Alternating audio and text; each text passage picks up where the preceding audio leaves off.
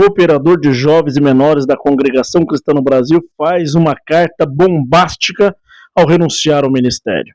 Fica comigo até o final e no final você deixa os seus comentários. Carta ao Ministério e à Irmandade da Congregação Cristã no Brasil. A santa paz de Deus e a de nosso Senhor e Salvador Jesus Cristo esteja dentro do teu coração, dentro da tua casa e da tua família. Meu amado irmão e amigo, muito obrigado. Você sempre está comigo aqui no canal. Você que ainda não é inscrito, se inscreva no canal, é gratuito. Deixe aqui o seu joinha para poder ajudar este vídeo a chegar a mais pessoas. Muitas pessoas estão falando que o YouTube não está entregando os meus vídeos para elas. Portanto, deixa aqui o joinha. Isso vai fazer o algoritmo do YouTube entender que tem relevância esse vídeo, tem conteúdo e mais pessoas então vão ver. Você que já é inscrito no canal, Deus abençoe, muito obrigado por estar sempre comigo aqui. Vamos lá ouvir juntos o que esse cooperador de jovens tem para dizer. Caros irmãos, a paz de Deus e a graça do nosso Senhor Jesus Cristo esteja convosco. Eu, irmão Ares Fábio Santos Benigno, venho por meio desta, anunciar a minha renúncia ao Ministério de Cooperador de Jovens e Menores da Congregação Cristã no Brasil no povoado de Guaribas, Boninaldo BA, Central Ceabra, e apresentar as razões que me levaram a esta decisão. Primeiramente, gostaria de agradecer a todos os irmãos pelo amor, carinho e convívio que tivemos com todos os irmãos. Também, primeiramente, gostaria de deixar bem claro que não estou deixando o cargo e me desligando da instituição por nenhum dos motivos que citarei abaixo. Item algum pecado erroneamente denominado pela instituição como pecado de morte. Exemplos: adultério, fornicação e homicídio dependendo do caso, etc. Bom, irmãos, isto daí é a primeira coisa que os alienados e os fanáticos, adoradores de placa, falam quando alguém sai da congregação. Eles dizem, saiu porque pecou, saiu porque aconteceu alguma coisa e ele teve que sair porque Deus não deixa pessoas que pecam dentro da congregação. Não sabem, que existe muitos enrustidos que finge servir a Deus, mas infelizmente carrega muitos pecados nas costas. Vamos continuar ouvindo. Então já sabemos que não foi por pecado de morte. Vamos dar um pouquinho de credibilidade no que ele está falando. Vamos lá. Item problema no casamento ou dívidas. Item problemas de convivência ou divergências com a Irmandade ou Ministério. Item querer algum outro cargo ministerial. A segunda questão, quando alguém sai da congregação e vai para um outro ministério, para outra igreja, primeira coisa que fala lá, queria ministério, está correndo atrás de ministério, se era cooperador, queria ser ancião e aquela coisa. Eles não se conformam em alguém sair de livre e espontânea vontade. Não se conforma. Vamos prosseguir. Item ou alguma insatisfação. Também quero deixar claro que não estou apostatando da fé, caindo da graça ou indo para o mundo, muito pelo contrário, o meu amor e o meu desejo de conhecer e servir a Cristo só aumenta a cada dia mais. Agora o seu relato começa a ficar um pouco mais interessante. O irmão é cooperador de jovens na Congregação Cristã no Brasil e ainda não conhece Cristo. Vamos entender isso daí. Vamos entender. Por favor, pare tudo e preste atenção nesse relato. Os motivos que me fizeram renunciar ao ministério referem-se a algumas questões às quais não posso mais concordar e que tentarei resumir no decorrer desta carta. Confesso que não foi uma decisão fácil, foi lenta e difícil, mas foi uma decisão lúcida, definitiva e muito bem fundamentada. Nasci e fui criado dentro da CCB desde a minha infância, fui músico desde aproximadamente os meus 12 anos e com 20 anos fui apresentado para cooperador de jovens e menores na qual permaneci nesse ministério por 1 ano e 2 meses. Como vi que não poderia estar à frente da mocidade sem ter nenhum conhecimento das Sagradas Escrituras, comecei a fazer a minha leitura bíblica e aos poucos o Senhor foi aumentando meu interesse, amor e desejo pelas Sagradas Escrituras e lá o Senhor me despertou. Tirando dos meus olhos as escamas da ignorância que obscurecia o meu entendimento por tantos anos, dou graças a Deus por ter me libertado, me fazendo enxergar nas Escrituras Sagradas o verdadeiro Evangelho do nosso Senhor e Salvador Jesus Cristo. Evangelho esse na qual nunca havia sido apresentado para mim. Será que é por isso que nas atas de reuniões os anciões colocavam cláusulas que não era bom ter o estudo da Bíblia, e sim ler alternadamente e não ser um estudioso assíduo? Porque todo mundo que pega as escrituras agora para ler, confronta com o que aprendeu dentro da congregação e acaba indo embora.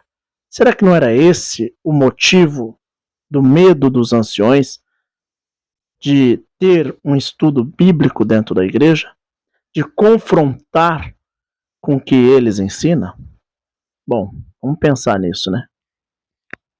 Antes, o que me motivou a tomar essa decisão foi apenas um motivo: o amor pelo Evangelho do nosso Senhor Jesus Cristo. De alguns meses para cá, o Espírito Santo tem me despertado para ler as Escrituras com mais dedicação. Através dessa jornada fui surpreendido, pois descobri que muitas coisas que são ensinadas nas pregações, nos cultos ou fora dele, ensinamentos vindos do brás e cultura oral da igreja, estão totalmente erradas perante as Escrituras.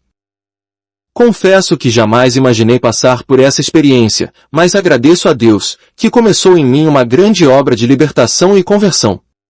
Além de quebrar todo o meu legalismo, o excesso de religiosidade, o exclusivismo e até o preconceito que fui ensinado a seguir. A Bíblia nos fala que sofremos pela falta do conhecimento e hoje eu entendo, não é só o pecado que aprisiona as pessoas, a religiosidade também é uma prisão que embaça os nossos olhos espirituais.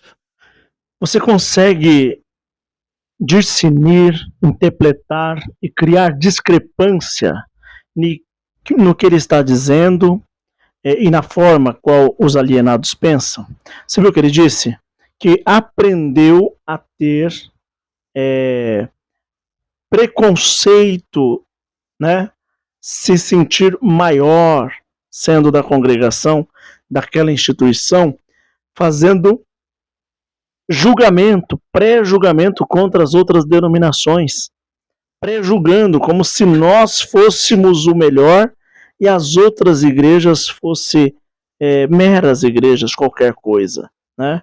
Então, a primeira coisa, quando a pessoa sai da religiosidade, ele entra no modo cristocêntrico, a primeira coisa que ele faz é não ter indiferença de igreja, credo, raça, cor.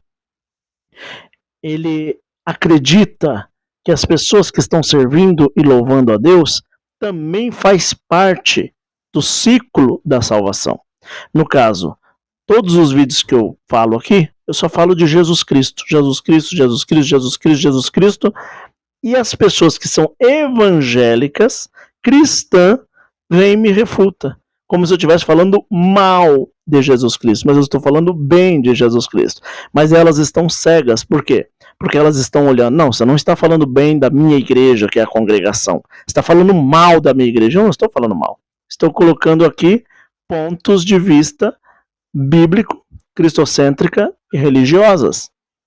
Mas, como eu não estou dando ênfase para a congregação, eles acham que eu estou falando mal da congregação. E de maneira nenhuma, você não vai ver um vídeo meu eu falando mal da congregação. Eu coloco pontos de vista que divergem com a palavra de Deus em alguns aspectos. Aí, ó, o cooperador de jovens está dizendo que diverge alguns assuntos contra a palavra de Deus e ele teve que sair da instituição ou sair do ministério. Por quê? Porque não dá mais para comer de uma pregação que não seja cristocêntrica, somente antropocêntrica. É isso que todos os dias eu estou aqui falando com vocês. Falando de Cristo, falando do amor de Deus, falando do amor do próximo, falando da adoração a Deus. E você, com a mente religiosa, vem e me ofende nos comentários. Como se eu estivesse falando mal da tua fé. Eu não estou falando mal da tua fé. A tua fé é a mesma da minha. Cristo ressurreto. Eu só não estou colocando ênfase no que você segue, que é contra as hermenêuticas e as exegeses da palavra de Deus. Nos impedindo de enxergar a verdade. Me batizei com 15 anos, sem nenhum entendimento do que seria verdadeiramente ser chamado por Deus. Confesso que batizei sem crer verdadeiramente no Senhor Jesus, sem conhecer de fato quem Cristo é, e o que Ele fez por mim, que a sua obra consumada na cruz foi o suficiente para perdoar todos os meus pecados e me poupar da condenação eterna. O motivo que me levou a batizar foi porque eu acreditava que o simples ato de me batizar faria com que eu estivesse com o meu passaporte garantido para o céu e que dali em diante bastava ser firme e fiel até o fim, que eu herdaria a coroa da vida eterna.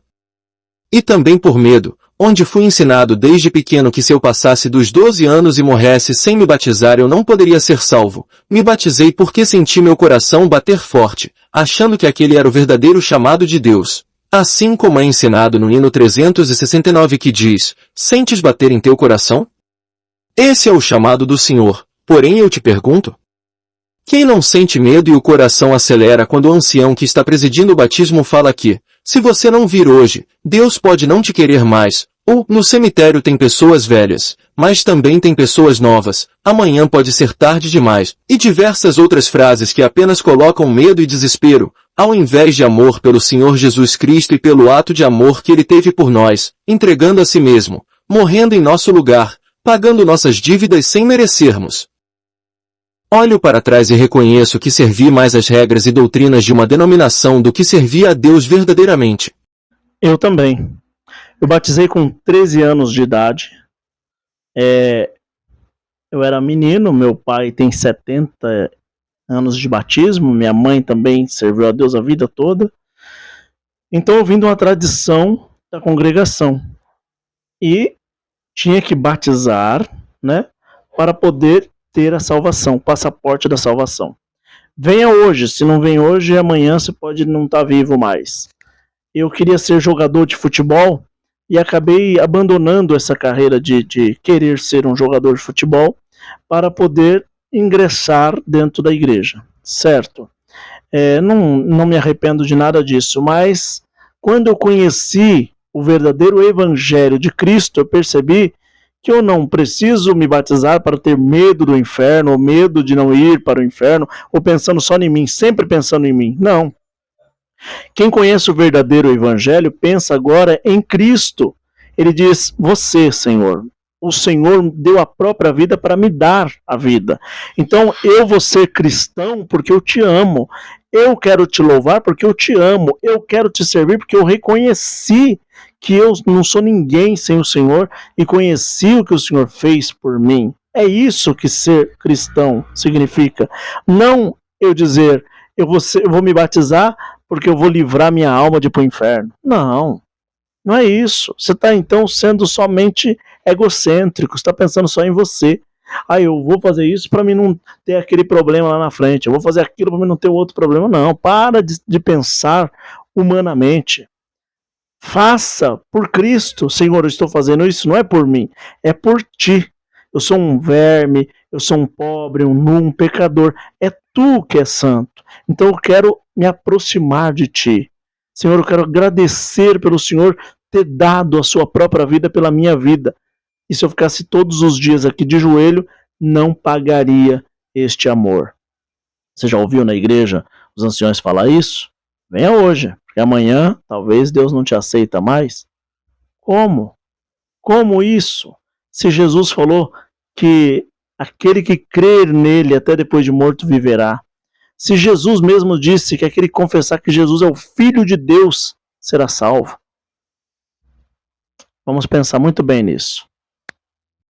Todo o meu entendimento foi distorcido a respeito do que é graça, do que é palavra de Deus, do que é obra de Deus, do que é servir a Deus, trabalhar para Deus e tantos outros enganos.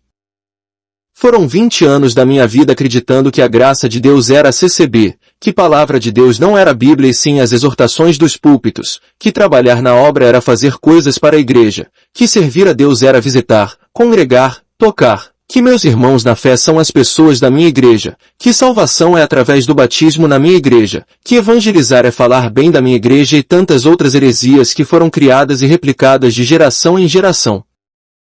E quando alguém decide se desligar desse sistema porque entendeu que isso não é evangelho, as heresias continuam, mentindo e afirmando que esses estão apostatando da fé, que estamos sendo tirados por Deus, que irão atrás de um evangelho adocicado e libertino. Sem falar das acusações dos famosos pecados de morte que já causaram prejuízos irreparáveis na vida de muitas pessoas. Neste momento, nessa carta, ele fala que as pessoas estão saindo para tentar entender o evangelho, e aqueles que ficam dizem: está saindo porque quer servir a Deus de qualquer jeito, de qualquer maneira, porta larga, sem doutrina. É isso que eles pensam. A maior doutrina é a Bíblia. A primeira maior doutrina é amar a Deus sobre todas as coisas, e vocês amam a placa da igreja sobre todas as coisas. A segunda maior doutrina bíblica que Jesus disse no cristianismo é amar o próximo como a ti mesmo. Mas quantos de vocês, se precisar dar um tapa na cara do outro, você dá? Se precisar, eu batizei, mas meu braço não. Se precisar dar uma porrada no meio do olho de alguém, você dá. Por dinheiro, se alguém pisar no seu calo, se alguém mexer com seu filho. Então, você continua seguindo a doutrina e a regra da sua igreja. E aqueles que saíram para buscar o evangelho, estão buscando o evangelho cristocêntrico. Cristo no pivô e alvo de todas as coisas. Sem contar essa doutrina satânica, que é pecado de morte. Quantos que foram jogados fora porque erraram com o pecado? E todos nós, a Bíblia afirma, na Epístola de João capítulo 1 e 2, nos afirma que somos pecadores. E o homem que disser que não tem pecado é mentiroso, fazendo Deus de mentiroso. A palavra de Deus não está nele. Outro ponto diz: filhinhos, não pequeis, mas se pecar, tem Jesus que é o teu advogado. Santo, justo, fiel para absorver você. Pensa bem nisso, irmãos. Nós estamos falando de salvação. É salvação. Você não está vendo que eu pedi pix aqui, não. Nem QR Code na tela. Estamos falando de salvação. As heresias são diabólicas. Elas são mentiras sobre a palavra de Deus e a Bíblia diz que há um propósito para que elas existam, é para que os sinceros se manifestem. 1 Coríntios 11, 19. Desse modo entende-se que elas devem ser combatidas, mas nós da CCB não combatemos essas heresias, nós acreditamos nelas, alimentamos e replicamos aos nossos filhos, netos e aos testemunhados.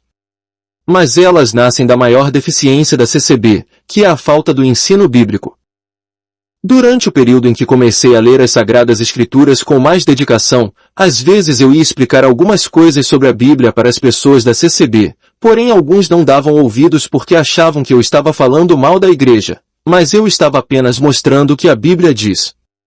Várias outras vezes eu ouvi algumas pessoas falarem que quem lia muito a Bíblia acabava ficando louco, ou que havia algumas pessoas que estudavam a Bíblia e acabava saindo da CCB. Eles falavam isso como se o erro estivesse na Bíblia e nunca na CCB. Como se Deus houvesse deixado um livro no qual nós não devemos estudá-lo.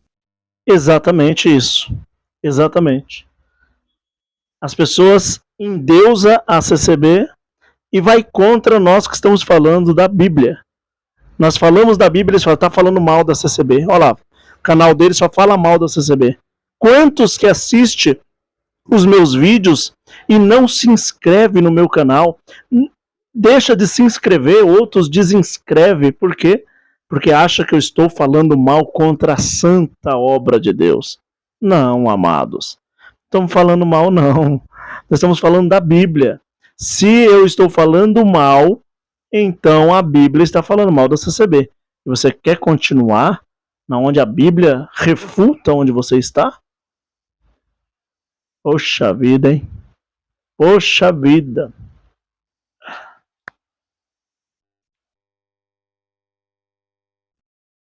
Não se pode achar normal que pessoas e famílias estejam saindo da CCB após terem tido contato com o Evangelho, com as Sagradas Escrituras. Isso não pode simplesmente ser interpretado como apostasia, merece uma reflexão. um olhar espiritual para entender o mover do Espírito Santo nesse tempo, senão, blasfemaremos sobre coisas que não conhecemos de fato.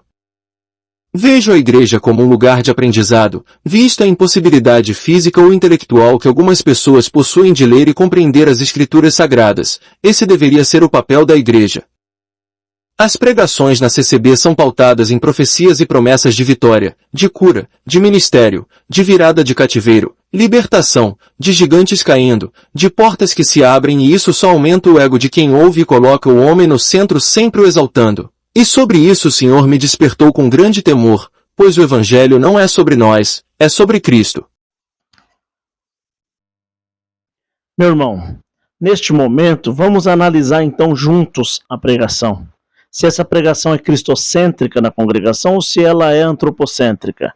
Se ela é voltada para Cristo ou se ela é voltada para o homem. Se ela for voltada para Cristo, ela vai dizer assim: você está aqui, mas os seus pecados, a sua iniquidade, você não tem obras, você depende de Cristo para ter salvação. Este lugar aqui não é a casa de Deus e não é a graça de Deus. A graça é o favor imerecível que foi dado por intermédio de Deus por Jesus Cristo na Gólgota, lugar da caveira, onde deu a própria vida para purificar a nossa vida e dar-nos o direito da vida eterna. Isso é cristocentrismo, é pregar que nós somos inteiramente dependentes de Cristo para se salvar, que as nossas obras é esterco diante de Cristo. Olhando para mim, eu pereço como a erva, olhando para Cristo, eu tenho salvação. Agora, se a pregação for antropocêntrica, você vai levantar, o gigante vai cair, você vai crescer, você vai prosperar, você vai isso, você vai aquilo, você vai aquilo outro, você vai aquilo outro, você, e você vai ganhar. Isso é egocentrismo e antropocentrismo. Vamos colocar uma pregação da congregação para ver se eles pregam o cristianismo nato ou o antropocentrismo nato. Você pode falar o que você acha. 2023 passou, mas 2024 chegou. Eu serei contigo, eu serei na tua vida. Já vejo a porta aberta na tua vida. Você crê ou não crê? Se você está vendo alguma coisa fechada, em nome de Jesus, olha bem para a mão do meu pregador. Ele está pegando a chave agora, a chave da palavra. Fica na comunhão. Eu vou lançar a chave. Quem quer a chave para Deus abrir, recebe aí em cima, recebe aí embaixo. É a chave que você quer. A chave está aí, em nome de Jesus. Aonde você colocar essa chave, vai se abrir. Quem você ama, eu vou chamar. Pode estar na mão de Satanás. Qualquer um que for tocado pela compreensão do Evangelho jamais conseguirá se alimentar dessas promessas, pois elas são para essa vida terrena, que valor nenhum tem, mas o Evangelho é para a vida eterna. Só ele pode nos alimentar e nos enriquecer do conhecimento que nos salvará. Agora irei pautar alguns dos erros que são ensinados dentro da CCB. Estes erros se dividem em 3 grupos diferentes. Primeiro grupo: coisas ensinadas ou praticadas que não têm base bíblica, contrariando assim o primeiro ponto de doutrina da igreja, contra a capa do inário. Segundo grupo: aqui o caso é um pouco mais grave, pois são os erros advindos de um entendimento descontextualizado das Escrituras, distorcendo assim o seu real propósito. E o terceiro e mais perigoso grupo, já que esses erros consistem em flagrantes contradições bíblicas, ou seja, praticamos ou pensamos coisas que é o oposto ensinado nas Sagradas Escrituras. Seguem alguns exemplos de doutrinas equivocadas. Grupo 1. Item: só é válido o batismo realizado segundo a liturgia estipulada pela CCB, mesmo que na Bíblia não conste essa liturgia. Grupo 1. Item: devemos buscar a palavra para comprar, vender, fazer negócios, casar-se, mudar de localidade, aceitar emprego, etc. Grupo 1. Esse grupo 1 que o irmão falou é aqueles que acreditam que vai à igreja para buscar a palavra. Eu vou comprar um carro, vou buscar a palavra. Vou buscar um casamento, vou buscar a palavra. Vou comprar uma casa, vou buscar a palavra. Vou arrumar um emprego, buscar a palavra. E sempre a palavra vem confirmando, né? Você pode ver que sempre é vitória, cântico de vitória, Deus é por nós, quem será contra nós? Teu inimigo vai cair, você vai ficar de pé, você vai levantar. E se você pensa na mente, não, eu não quero essa coisa. Chega lá, irmãos, toma cuidado, não sei o que, Deus não confirmou. Se você quer que confirme, o irmão fala, irmãos, toma cuidado de fazer alguma coisa, mas a vitória é sua, Deus confirmou. 23 de Salmo, o Senhor é teu pastor, nada te faltará, está confirmado, o Senhor é comigo. Né? 1 de Josué, anima-te, tenha bom ânimo, eu te ajudarei. Opa, Deus falou que é para fazer. Só vai atrás de revelação. Uma moça perguntou para o pastor, eu quero ouvir Deus falar comigo. Ele falou, leia a Bíblia. Ela falou, não, eu quero ouvir Deus falar em voz alta. Ele falou, então leia a Bíblia em voz alta. Porque a Bíblia é a palavra de Deus, a Bíblia é a boca de Deus. Mas o que nós vamos fazer na igreja então, irmãos? Aí não vamos na igreja? Vamos. Mas você vai lá para prestar um culto de honra, louvor e glória a Deus. Não para ir pedir nada. Vai para ofertar. Vai para dar a Deus. Senhor, vim aqui para te agradecer. Mas nós cremos em revelação? Cremos. Mas não vamos buscar diretamente a revelação. Buscamos a Deus. E Deus fará segundo o teu querer. Grupo 2. Item: a palavra de Deus é o que sai da boca do pregador nos cultos. Grupo 2. Item: trabalhar na obra de Deus é fazer alguma coisa em prol da instituição, ou seja, construir, doar dinheiro, atrair novos membros, limpar, entre outros trabalhos.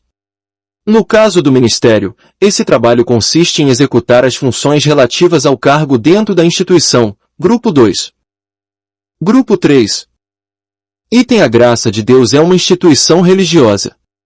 Para ter a graça, a instituição precisa atender alguns requisitos que o ministério mais antigo estipulou em uma das suas últimas reuniões, pois, anteriormente a graça de Deus era somente a CCB. Grupo 3. Item: a Bíblia não é a palavra de Deus, ela apenas contém, assim como está escrito no ponto de doutrina número 1 da contracapa do inário, que foi alterado juntamente com a mudança do inário número 4 para o número 5. Onde estava escrito, aceitamo-la como infalível palavra de Deus, e foi alterado para, aceitamo-la como, contendo, a infalível palavra de Deus, na qual pouquíssimos membros perceberam essa alteração gravíssima. Grupo 3. Item: não devemos criticar ou analisar a palavra pregada no púlpito, pois, essa é revelada pelo Espírito Santo e, portanto, criticar pode incorrer em blasfêmia contra o Espírito Santo, pecado imperdoável. Grupo 3. Item: o batismo tem o poder de perdoar os nossos pecados. Sendo assim, quando nos batizamos, todos os pecados ficam na água e a partir desse momento não podemos mais pecar, claro que nesse caso, apenas os pecados de morte que são considerados. Grupo 3. Item: de modo geral, não devemos estudar as Escrituras. E em especial no caso do ministério, esse estudo também é desnecessário, pois entende-se que a palavra de Deus é o que sai da boca de quem prega. Por esse motivo, o pregador precisa apenas se dedicar na busca de uma maior comunhão para que possa ser revelado pão quentinho em vez de um pão frio trazido pelo estudo. Grupo 3. Item: a salvação é por meio das obras. Como é dito costumeiramente nos testemunhos, precisamos de ser firmes e fiéis até o fim para alcançar a coroa de vida eterna, ou seja, se não forem as nossas obras de justiça, não alcançaremos a salvação. Grupo 3. Fora essas doutrinas crenças mencionadas, poderia citar muitas outras também. Apesar de entender que isso pode variar conforme a região.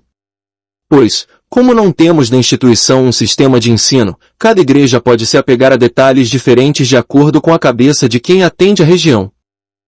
Entendendo que o Espírito Santo me despertou e me fez compreender o quanto todas essas crenças e doutrinas estavam e estão erradas, tornando impossível me manter do jeito que estava.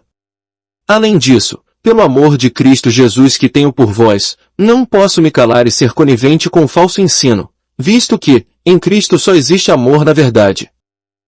Santifica-os na verdade, a tua palavra é a verdade. Assim como tu me enviaste ao mundo, também eu os enviei ao mundo. E por eles me santifico a mim mesmo, para que também eles sejam santificados na verdade. Eu não rogo somente por estes, mas também por aqueles que, pela sua palavra, hão de crer em mim. João 17, 17 e 20. Buscando ajudá-los a entender com mais detalhes os erros identificados, trago aqui algumas doutrinas e referências bíblicas que comprovam que o ensino a qual fui submetido desde criança é inconsistente com a verdade de Deus, expressa em sua palavra que está registrada nas Escrituras. Seguem abaixo algumas doutrinas básicas de uma igreja cristã. Item: a salvação é exclusivamente pela fé em nosso Senhor e Salvador Jesus Cristo. Portanto, não existe nenhum outro meio de salvação. Efésios 2, 5, 6, Romanos 11, 6, João 3, 15, Atos 4, 12, Atos 16, 31, e muitas outras referências. Item: as obras não têm poder para salvar, elas são apenas o sinal de que alguém foi salvo e convertido pela fé. Além disso, as boas obras não dependem de nós, é Deus através do Espírito Santo que nos faz andar nelas. Tiago 2, 18, Mateus 7, 16, Lucas 6, 44, Efésios 2, 8 ou 10, João 16, 13 e muitas outras referências. Item: a obra de Deus é o sacrifício de Cristo na cruz e não uma instituição religiosa. João 6, 29, Romanos 14, 20. Item: a graça de Deus não é uma instituição. A graça é o favor que Cristo nos fez na cruz quando éramos inimigos de Deus por natureza. Logo, graça é favor imerecido. Efésios 2, 5, 6, João 3, 15. Item: devemos examinar as Escrituras, estudar a fundo, e nos dedicar no conhecimento das coisas de Deus que nos foram reveladas nas Sagradas Letras. Oséias 4, 6, 2 Timóteo 3, 15, 16, Atos 17, 11, João 5, 39. Item: palavra de Deus são as Escrituras Sagradas, não algo que sai da boca de um pregador, da tribuna ou não. No Novo Testamento, sempre que os apóstolos usavam o termo Palavra de Deus, eles se referiam ou ao Velho Testamento, escrito, ou ao Evangelho, que hoje está escrito. Portanto, não há novas revelações concernentes ao reino de Deus. 2 Pedro 1, 20 e 21, Mateus 15, 6, João 3, 34, João 8, 47, Apocalipse 1, 1, 3, João 10, 35, e muitas outras referências. Item: toda exortação, profecia, sonho ou outra coisa, supostamente vinda de Deus, seja no púlpito ou não, tem que ser analisada e julgada, segundo a palavra de Deus, por quem ouve. Atos 17, 11, 1 Coríntios 14, 29, Jeremias 23, 16, 18, 2 Pedro 1, 17 e 19. Item: não devemos nos apegar em sonhos, revelações, profecias fora das Escrituras, sinais e maravilhas, pois Deus deu a operação do erro para todos aqueles que não têm seu coração firmado em Cristo e na doutrina dos profetas e apóstolos, creiam na mentira e sejam condenados. Visto que esses amam mais o conforto vindo da mentira do que a palavra de Deus. Escritura Sagrada, Efésios 2, 19 e 20, 2 Pedro 1, 17 e 19, Jeremias 23, 25 e 28, Jeremias 23, 16 e 18, Ezequiel 14, 3 e 5, 2 Tessalonicenses 2, 9 e 12, Deuteronômio 13, 1 e 5. Poderia escrever mais, entretanto, para que a carta não fique muito longa, destaquei apenas alguns pontos básicos que deveriam ser ensinados e praticados em uma igreja cristã, com a esperança de que por meio dessas palavras o Espírito Santo opere na mente e no coração daquele que lê. É importante destacar outra coisa: devido à falta de base bíblica tanto da Irmandade quanto do ministério, a igreja sofre, uma vez que ela está edificada em outro fundamento e não na palavra de Deus. Assim como saiu no tópico de ensinamento número 46 de 1971, onde foi proibido aos membros o estudo da palavra de Deus. Consequentemente, uma grande quantidade de heresias, problemas em meio à irmandade e equívocos doutrinários emergem sem que ninguém se dê conta, visto que não conhecem o manual que traz os alertas, Bíblia Sagrada. A despeito da minha esperança por uma mudança em direção aos ensinos bíblicos, tenho notado que a igreja está ficando cada vez mais distante da verdade da palavra de Deus. Podemos ver isso claramente com a denominada disciplina da congregação cristã, que é muito similar à santa tradição católica. Essa dita disciplina visa impor à irmandade regras doutrinas de comportamento puramente humana, sem nenhum amparo bíblico. Pode-se ver isso claramente no caso da barba, por exemplo, e outros usos e costumes, que foi tomado como um cavalo de batalha pelos mais antigos, ao ponto de que, se alguém do ministério resolver usar barba, isso já é causa da perda das suas funções ministeriais. E isso e alguns outros usos e costumes que são apenas doutrinas que são preceitos de homens. Leia Marcos 7, 7-13. Eu poderia citar muitos outros motivos, mas estes são os principais que me fizeram deixar a CCB. Sendo o principal deles a falta do evangelho dentro da instituição. Visto que vários membros não sabem o que significa evangelho, graça, obra de Deus, justificação pela fé, etc. Digo isso porque perguntei a vários, e infelizmente não souberam responder. Não venho aqui querer ser uma influência para as pessoas, afinal eu e minha esposa não fomos convencidos ou influenciados para tomar essa decisão, só deixo um conselho mediante a palavra de Deus. Estamos vivendo os últimos dias, por isso, busquem o conhecimento, a revelação e todas as respostas dentro da palavra de Deus, orando para que haja compreensão. Usem a tecnologia a vosso favor, pesquisem sobre o que é graça, heresias, seitas, religiosidade e tudo o que tiverem dúvidas. Não vivam as regras de uma denominação, vivam como Cristo viveu, pois Ele é o único modelo que precisamos copiar, Ele é o caminho, a verdade e a vida e ninguém vai ao Pai senão por Ele. A Bíblia é a verdade de Cristo e ela jamais será a letra que mata, ela é a verdade que liberta. Deus jamais deixaria para nós um livro revelado que não pudesse ser lido. Finalizo esta carta agradecendo mais uma vez a toda a Irmandade e ao Ministério que sempre me trataram com amor e respeito durante esses 21 anos.